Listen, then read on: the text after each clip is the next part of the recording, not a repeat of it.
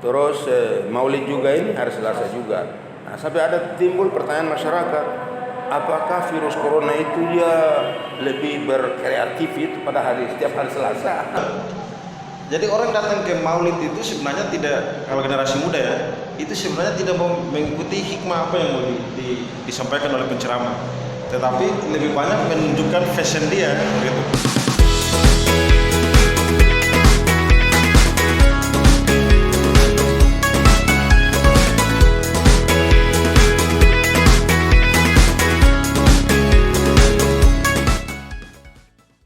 Baik lagi di Komodo Project, kreatif dalam berekspresi.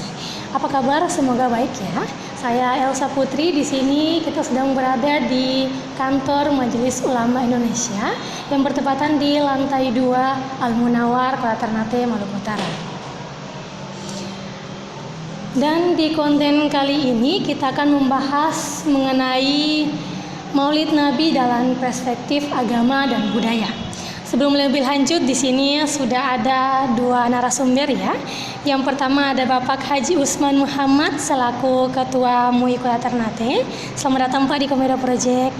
Nah, beliau ini lahir di Tidore 15 Juli 1959 dan telah selesai S1 Ilmu Hukum STIH di Manokwari, Papua Barat, serta telah selesai S2 Magister Pendidikan Agama Islam di IAIN Ternate. Beliau juga dulunya pernah bekerja sebagai PNS di Kementerian Agama dan Sekretariat FKUB Provinsi Maluku Utara. Dan telah mencetak 3 buku, diantaranya Ibadah Modal Dasar Manusia dalam Menghadapi Permasalahan Hidup. Wah, buku-buku Bapak nih pasti digemari oleh pembaca nih ya, karena bukan hanya sekedar realita yang sama, tapi juga pengalaman-pengalaman yang didapat juga nih dari buku tersebut. Insyaallah. Selanjutnya dari sebelah Bapak ada juga Pak Yahya Al-Hadar selaku dosen FISIP Prodi Sosiologi ya, yang juga termasuk Ketua OKK KNPI Maluku Utara, serta pernah mengajar dan meneliti di berbagai daerah. Dan yang pertama yang bahas di sini mengenai Maulid Nabi di era pandemi ini. Masih banyak sekali pertanyaan orang-orang mengenai Maulid Nabi yang begitu banyak dipertanyakan dan banyak yang hanya mengikutinya saja. Nah, asalnya dari mana, siapa yang memulainya, hingga pertanyaan-pertanyaan yang kadang tidak masuk akal pun menjadi dipertanyakan. Dan menurut saya, walaupun di pandemi ini ya, masyarakat tuh sangat berantusias dalam menjalankan acara Maulid Nabi. Bahkan ada sampai di Inggris itu, sampai di jalan pun diadakan Maulid Nabi. Dan di Ternate sendiri juga banyak yang masyarakat yang membuat acara sehingga kadang meminjam jalan. Dan mungkin menurut Bapak bisa jelaskan bagaimana mengenai perspektif Maulid Nabi menurut pandangan Bapak secara Islam, secara agama, khususnya agama Islam. Baik, terima kasih. Assalamualaikum warahmatullahi wabarakatuh. Sebelumnya saya bikin koreksi sedikit masalah buku tadi ya. Buku saya tadi sebenarnya sudah tiga buku yang saya tulis. Pertama, Islam Solusi Terbaik atas Problematika Manusia Modern. Itu diterbitkan pada tahun 2017 dan sudah 4 kali mengalami cetak ulang. Lalu buku kedua adalah Islam Jangan Bermaksiat dalam Berpolitik dan Berekonomi. Alhamdulillah itu sudah 2 kali cetak ulang, dan itu yang terakhir tadi disebut adalah buku ketiga. Sekarang masih dalam perjalanan dari Jogja, dari percetakannya menuju ke sini. Insya Allah mungkin sehari 2 lagi sudah tiba di sini, insya Allah. Nah, kaitannya masalah pertanyaan tadi masalah Maulid, ya. Memang kalau kita lihat Maulid ini sejak pada zaman Rasulullah itu beliau tidak pernah menganjurkan, apalagi memerintahkan agar hari kelahirannya diperingati oleh umat Islam, oleh umatnya kita ini. Tapi kemudian sekarang ini begitu marak pelaksanaan peringatan Maulid Nabi itu. Setelah ditelusuri sejarah itu banyak pendapat atau banyak pandangan bahwa kapan dimulainya peringatan Maulid Nabi itu. Tapi di sini saya hanya menyoroti salah satunya saja di antara itu, bahwa salah satunya adalah ada yang berpendapat bahwa peringatan Maulid Nabi ini diperingati pertama oleh Sultan Salahuddin Al-Ayyubi, ya. Itu dalam sejarah beliau adalah sebagai seorang panglima perang pada terjadi perang salib, ya. Itu dimulai peringatan itu pada tahun 1193, ya. Itu oleh sebab itu maka untuk apa? Untuk memperingati Maulid Nabi itu sebagai motivasi untuk membangkitkan kembali semangat daripada umat Islam ini untuk dalam mengamalkan ajaran agama, mencontohi teladan Nabi, ya. Itu. Nah, sehingga dilaksanakanlah peringatan itu, menceritakan sejarah kepahlawanan, kesatria daripada Nabi Muhammad SAW dalam hal menghadapi kaum kufar Quraisy yang memang luar biasa tekanannya terhadap beliau, ya. Akhirnya hasilnya luar biasa dari peringatan yang sederhana itu kemudian membuat semangat daripada pasukan-pasukan Islam dalam perang salib itu, sehingga tercatat dalam sejarah bahwa umat Islam itu pernah menguasai barat itu, terutama di Spanyol itu kurang lebih 750 tahun, ya, luar biasa, ya. Itu yang pertama. Kemudian yang kedua, memang tadi dikatakan bahwa Nabi selama hidup tidak pernah menganjurkan hari kelahirannya diperingati. Tetapi kemudian itu berkembang, muncul mulai pada saat Sultan Salahuddin Al-Ayyubi, kemudian berkembang bahwa pelaksanaan Maulid Nabi itu dalam rangka apa?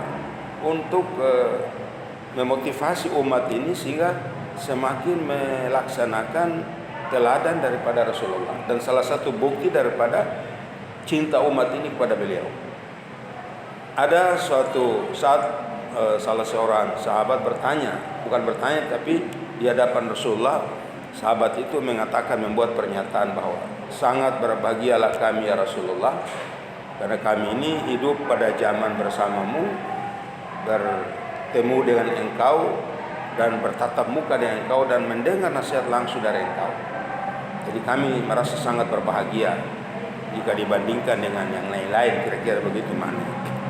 Nah, kemudian setelah Rasulullah mendengar pernyataan daripada salah seorang sahabat ini, lalu beliau mengeluarkan sebuah hadis.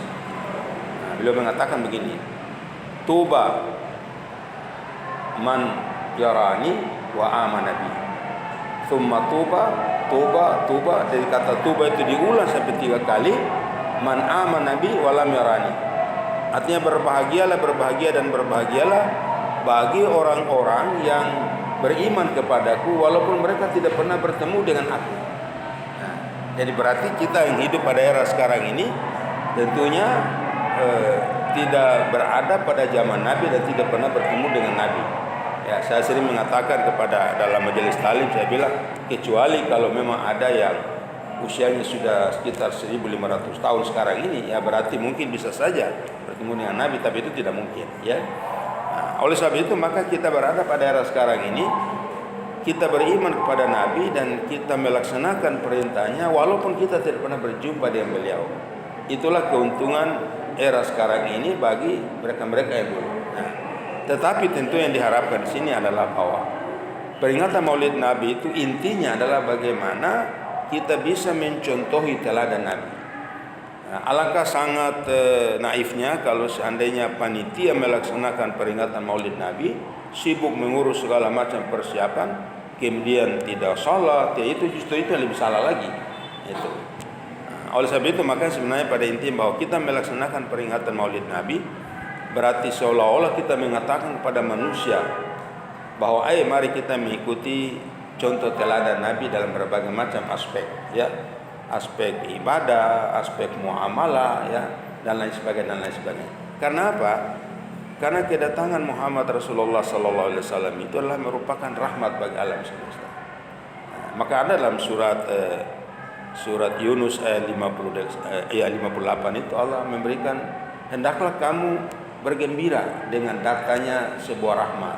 Nah, sekarang ini kita merasa bergembira dengan memperingati kelahiran beliau itu sebagai bukti bahwa kita merasa gembira dengan datangnya beliau. Kemudian ada salah satu hadis Nabi mengatakan ketika ditanya oleh salah seorang sahabat tentang puasa hari Senin, ya, lalu beliau mengatakan begini, hari Senin adalah hari kelahiranku, jadi aku melaksanakan puasa sebagai wujud daripada rasa syukur kelahiran saya pada hari Senin itu. Lalu sebab itu makanya kita memperingati Maulid Nabi terlepas dari pendapat sebagian orang mengatakan bahwa itu bid'ah dan lain sebagainya. Saya kira ya kita ambil yang baiknya, ya. Dan saya yakin dan saya percaya bahwa setiap memperingati Maulid Nabi pasti isinya apa?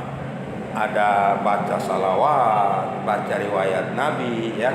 Kemudian ada dakwah, ceramah. Intinya adalah menganjurkan kita mengikuti contoh teladan atau nilai-nilai ajaran yang dibawa oleh Rasulullah SAW.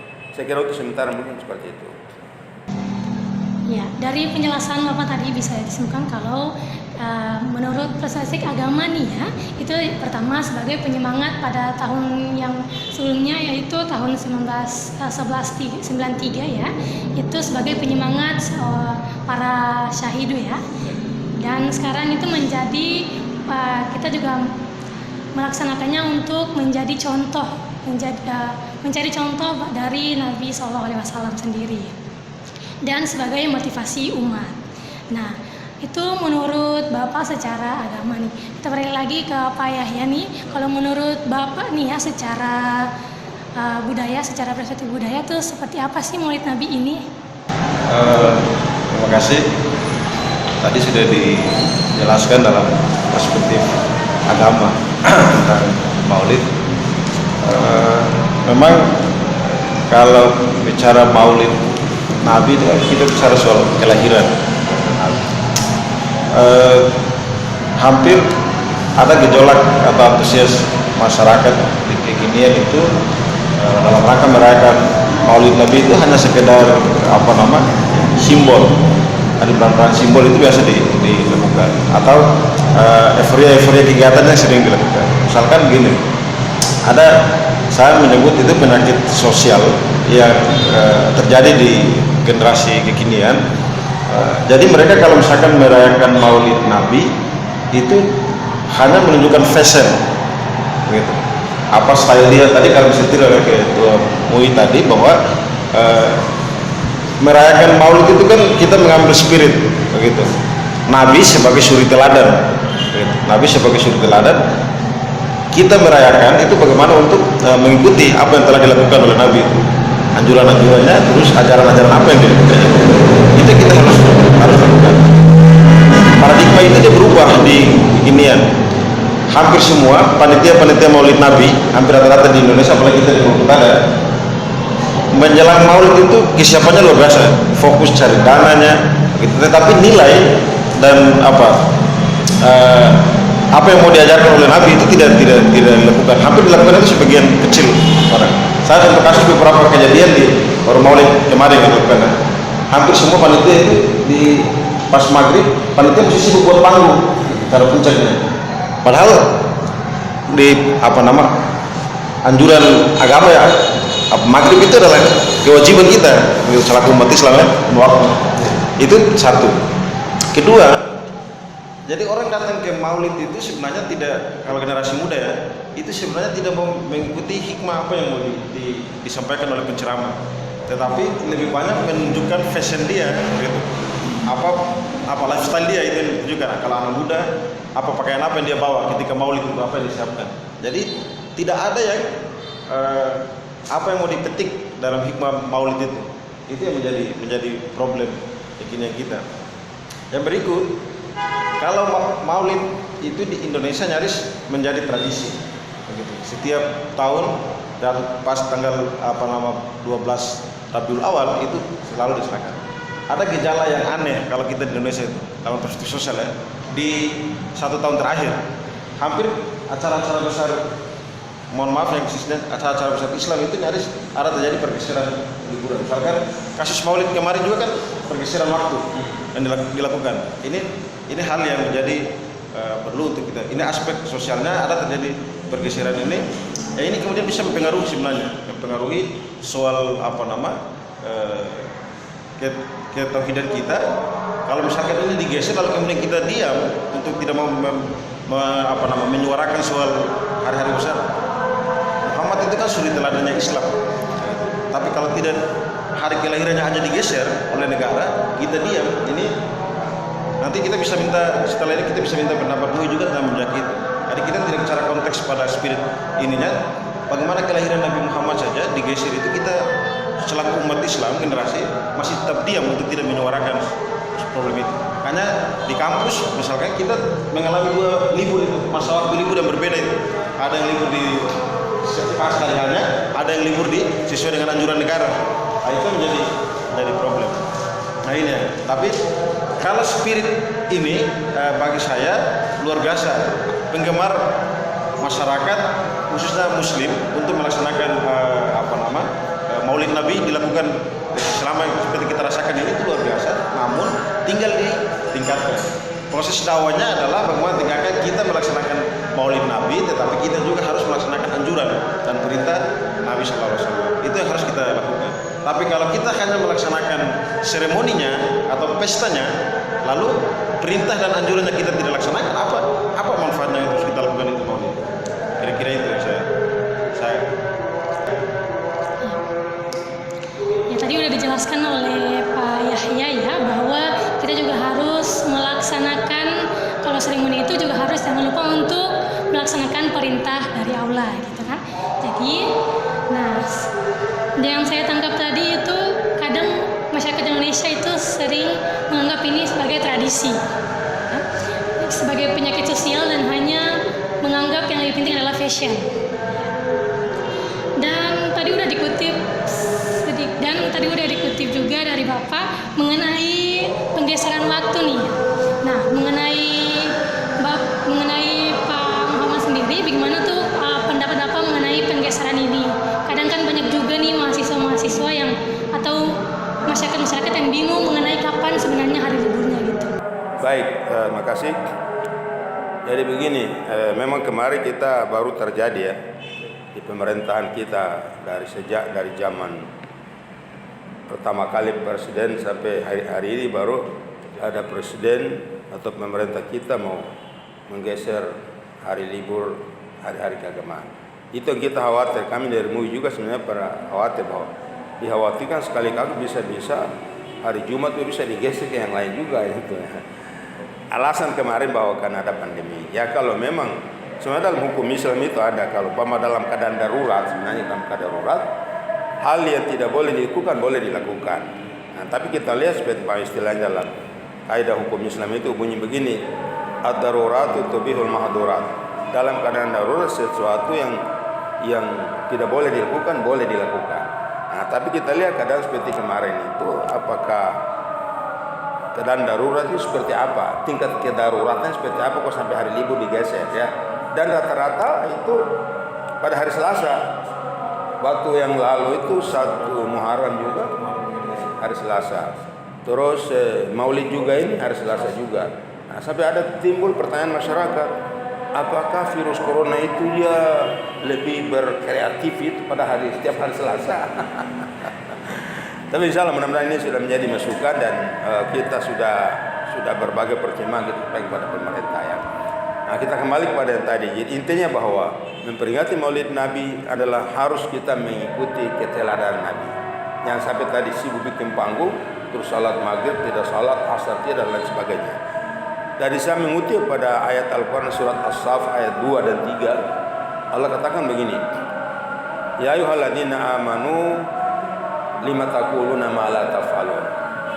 Hai orang-orang beriman, kenapa engkau mengatakan sesuatu yang kamu tidak lakukan? Artinya kita melaksanakan peringatan Maulid Nabi ini, artinya kita secara tidak langsung kita menganjurkan kepada orang di luar sana, ayo mari kita mengikuti teladan Nabi. Nah, sedangkan sekarang kita mengatakan ini, tapi kita tidak lakukan. Nah, makanya pada ayat berikutnya Allah katakan, kabura maqtan indallahi an taqulu ma la taf'alun. Sungguh besar dosa orang yang mengatakan sesuatu tapi dia tidak lakukan. Jadi jangan sampai kita memperingati Maulid Nabi yang tujuan kita baik, tapi kemudian nanti bukan kita dapat pahala, tapi malah kita dapat dosa. Kenapa? karena kita melakukan itu, tapi kemudian kita tidak mengikuti keteladan daripada Rasulullah Sallallahu Alaihi Wasallam. So, ketika seseorang mendengar suara azan bagi seorang mukmin, mau tidak mau harus mengikuti dan menghadiri, menyahut panggilan itu. Jadi kalau hanya sibuk dengan bikin panggung persiapan Maulid Nabi yang naik tampil kasidah yang segala macam ya, baca puisi, senang kita meninggalkan inti daripada seruan itu, ya itu berarti sudah kelirunya di situ. Oleh sebab itu maka saya berharap boleh kita melaksanakan peringatan Maulid dalam bentuk apapun dari aspek budaya, karena kadang juga merupakan sesuatu sudah membudaya di masyarakat kita.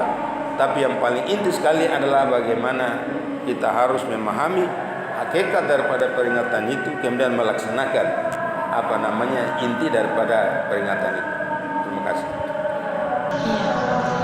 Dan ternyata udah banyak banget ya informasi yang kita dapatkan dari dua narasumber kali ini. Yang bisa saya kutip itu bisa saja mengikuti keteladanan Nabi bisa, kita lakukan seremoninya bisa, tapi jangan lupa dengan tugas utama kita sebagai umat manusia. Sungguh besar, tadi katanya sungguh besar dosa orang yang mengajak tapi dia sendiri juga tidak melakukannya.